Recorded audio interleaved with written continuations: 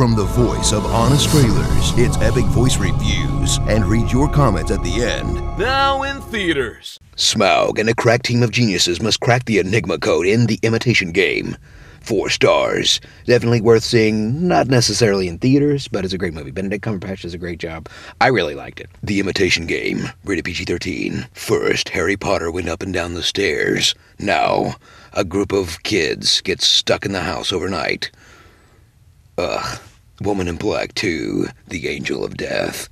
It was as bad as I thought it was going to be, but it wasn't as bad as the first one in the fact that I didn't have to deal with Harry Potter throughout the entire film. I don't know. It was okay. I just don't like this series very much. 2 stars. Maybe run on Redbox. Woman in Black 2, The Angel of Death, rated PG-13. The team of Franco and Rogan are at it again in The Interview. Not nearly as good as Pineapple Express or This Is the End, which is exactly what I said it was going to be.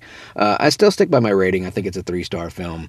It's okay to see. You can see it online for way cheaper than going to the theater to see it in the first place. It just wasn't as good as the last couple of movies. They should have taken the money from this film and made a sequel to one of their better films. That's my personal opinion. I think these guys are funny together, but they basically play the same character. Franco really overplays the character in this movie, which is why I didn't like it as much as I thought I would. But the third act of the film is really funny, so I enjoyed that part. So anyways, take it as you will. The Interview, rated R. The Theory of Everything, a 5-star film, a must-see, a brilliant look at the life of Stephen Hawking. It's a really great movie. It gives you the feels and the tears, and it's a good film. The Theory of Everything, rated PG-13. And now, what you've all been waiting for, the top 5 movies of 2014. Broken down into categories because there wasn't just 5 that I could pick throughout the entire year. There was just too many good ones. So I broke these down into action, comedy, kids' movies, and dramas. And there just wasn't enough horror movies to even try. Number 5. Action, it goes to The Equalizer with Denzel Washington. Maybe not your choice, but I loved it and I watched it multiple times. Number 5 for kids' movies is Box Trolls. It really thought outside of the box. Haha, but it was really cool. And fifth pick for drama was Gone Girl. That one will mess with your head. And it was a great movie and well acted, well written. Man, the ending though. And my 5th pick for comedy is Lego Movie. How did that get into 2 categories? We'll never know. But it was definitely one of the funniest movies that I saw this year, and there were a lot of bad comedies, so this one made it onto the comedy as well as higher up in the kids category as well. Number 4. So number 4 in action is X-Men, Days of Future Past. They fixed the franchise. One of the coolest scenes out of any movie I've seen since Matrix, as far as an action film goes, is definitely on the top 5.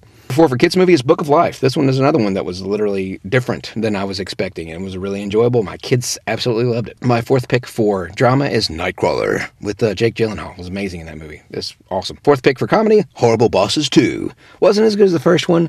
Them talking over each other so much got on my nerves a little bit, but it was definitely one of the funnier movies this year. Number 3. For 3rd on the list for awesome action movies, Guardians of the Galaxy. What? Oh no, Guardians of the Galaxy, best movie ever. I don't care. I didn't like it as much as everybody else did. I don't like something just because Marvel slaps their name on it. But it was still a great movie. It's still one of the best movies of the year out of all the categories. Just not my top. Sorry. Number 3 for animated, How to Train Your Dragon 2.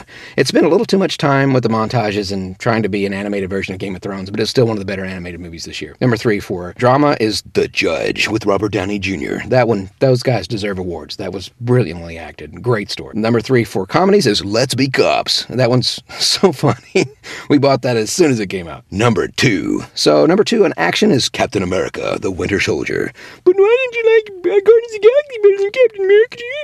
I liked it better, okay? I watched it way many more times. We haven't seen an action spy thriller out of the Marvel's Disney stuff yet. I thought it was awesome. Number 2 for animated is The Lego Movie. And I know you're like, why is it number 1? But it's also equal to Big Hero 6, so I can't give a 2nd place and a 1st place. I'm going to have to say Lego Movie and Big Hero 6 are both 2nd and 1st. I know that doesn't make any sense. I can't pick a winner. I can't pick. They were both equally awesome. Number 2 for drama, Boyhood. This movie took this kid's lifespan to make. Wow. Definitely in the top. And number 2 of comedies, 22 Jump Street, because they actually made fun of themselves. And I give kudos to anybody who can make fun of their own franchise and not get all hoity-toity about it. And number 1 in action, it's Dawn of the Planet of the Apes. That movie was freaking cool. I'm sorry, I liked it the best. So get over it.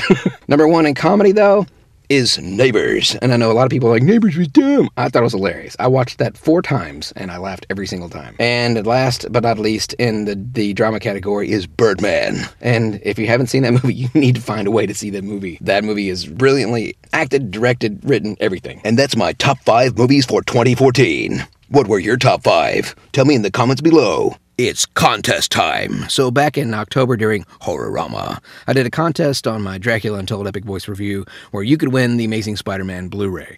So I finally picked a winner, and the winner is Hyperman 1. You have just won the Amazing Spider-Man Blu-ray.